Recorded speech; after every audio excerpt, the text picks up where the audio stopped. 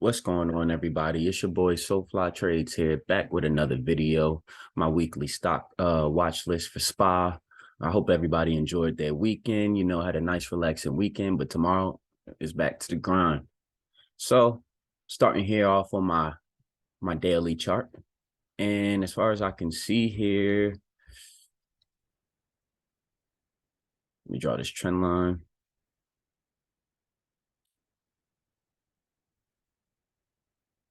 As far as I can see here,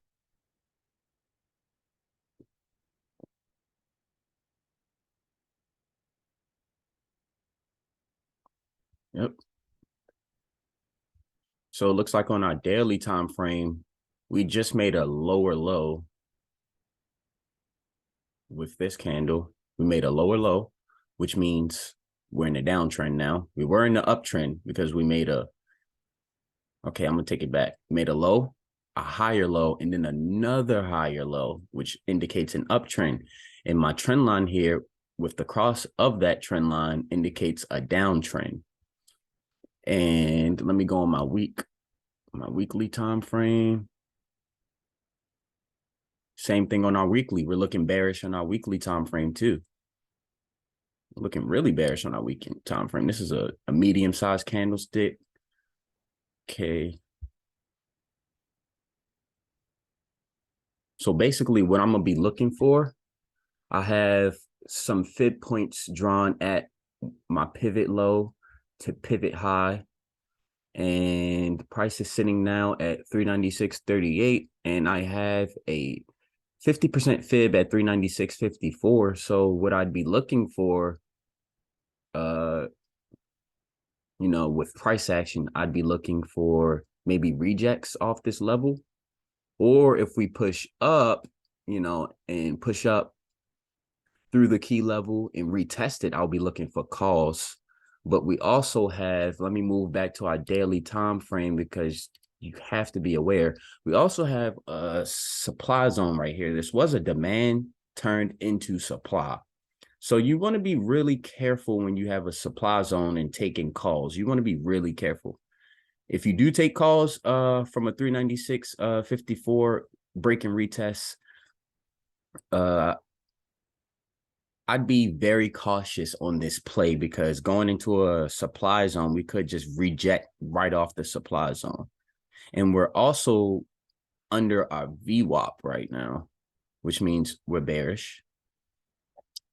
So let me move down to our lower time frames here. Let me go to my 4-hour time frame.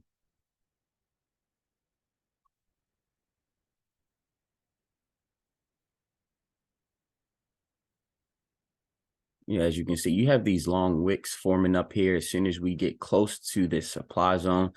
So honestly, what I think the play I might take, as long as volume and price action, confirm it, I'll think if we do look, bullish intraday, since I know that on our bigger time frames, they hold more weight and we're bearish, I'll most likely be looking for rejects off this 397.66 area once we get into the supply zone.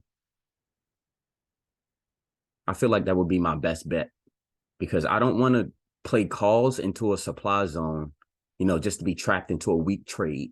That's what the market makers and insiders want you to do. They want you to get trapped into a weak trade just to force price in the other direction.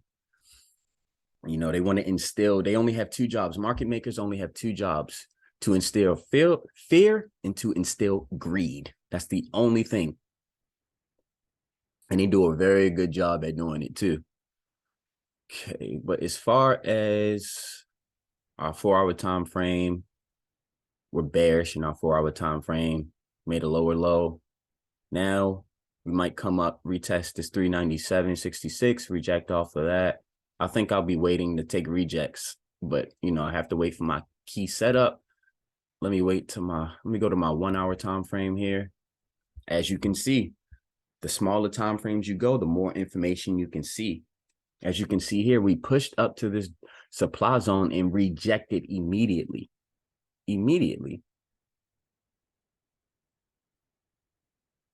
So honestly, another thing I might look for Monday, I could play calls off of 395 since we broke it. We retested it once, might come back to retest it again. I might take 395 calls up to 396.54 because like I said, I don't want to get trapped in the supply zone. Even if we are looking bullish, I'd rather play it safe than be sorry and just take my profits in this level at 396.54. And if we keep pushing up, I'll be looking for a reversal back to the downside. And I'd play this 397.66 reject back to 396.54. So let's go to our let's go to our 30-minute time frame. Let's check this bad boy out.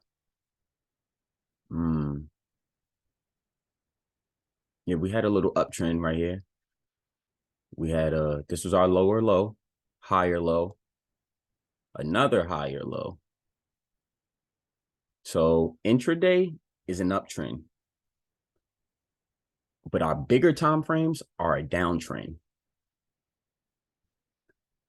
So again, that being said, bigger time frames hold more weight. You really, really, really, really, really, really want to pay attention to what's going to price action and volume on Monday.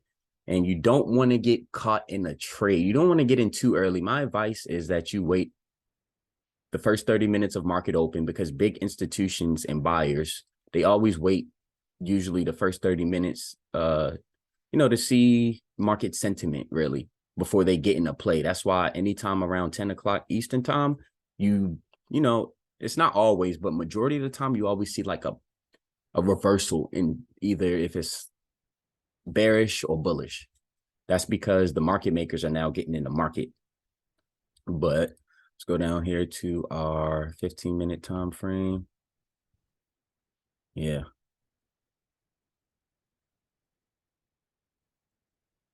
We had a mini intraday uptrend.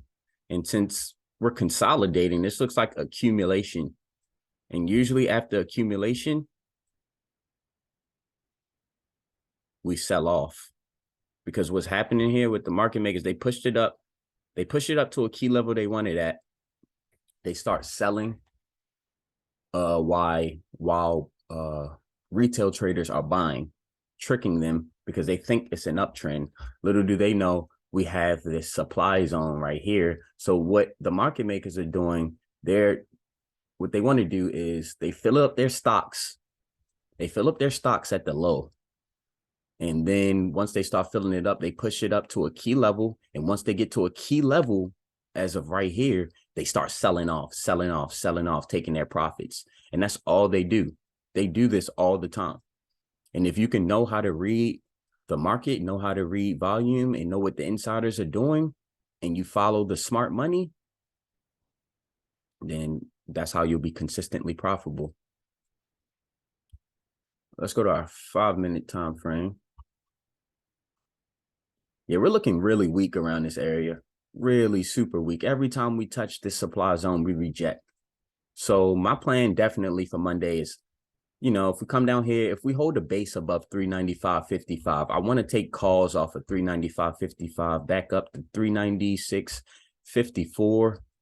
And then I'll sell it. And then I'll wait for price action to see if we reject from this supply zone, if we do get up there. Because if we do get up there, I'll be looking for puts, most definitely. Because as you can see, if you're not sure, look to your left. I've said that in my previous video. Whenever you're not sure, look to your left, because that'll provide a bunch of information that you'll see. We had 1, 2, 3, 4 rejections. Look at this wick right here. This is a huge wick. This indicates a lot of selling pressure in this area. So you don't want to go against that, You don't want to buy when there's a lot of selling pressure, because then you'll get caught in a weak trade. And I can't tell you how many times I've made that mistake. And if I can help anybody, with their trading not make that mistake, then I've done my job, man. I've done my job. Okay, but other than that, that's basically my weekly SPY watch list. Go through it one more time, basically. I'll be looking for calls off of 395.55 if we build a base and I'll be looking for rejects off of the supply zone. But my ideal trade would be waiting till it gets to 397.66 to take put options. That would be my ideal trade. Because as you can see, this was an area of demand turned into supply, or you can say this was an area of support turned into resistance. This was support. This 397.66 was support 1, 2, 3 times. And it also turned into resistance 1 time, 2 times, 3 times. This area turned into, this is an area of support and resistance. So this is a very key area right here. That's why I marked it in. I'm also trying to learn how to get better at using supply and demand, which are these little zones right here. You know, I started trading using support and resistance, basically these lines, but the market isn't perfect and it's not exact. You know, you always want to treat levels as an area, not in just an exact level. You want to treat it as an area. That's why another thing for stop losses, you don't want to choke your stop loss, because let's say, for instance, let's say, right, start bouncing from 395.55. I take a call option, whatever, and we kind of, you know, we dip below it. Let's say we dip below it 10 cents, 5 cents. You know, I usually have my stop loss at around 30 cents. Because you have to give it room to breathe. You know, last week I made some mistakes last week because I was choking my trades. Excuse me. I wasn't giving my trades enough room to breathe. And you have to give your trades enough room to breathe. And that comes with conviction. If you're not convicted in your trades, if you're not confident in your trades, then you won't give your trades room to breathe. I can tell you that from experience. But, you know, without further ado, I appreciate you guys for tuning in to my weekly SPY watch list. And I hope you guys had a wonderful weekend. And until next time, peace.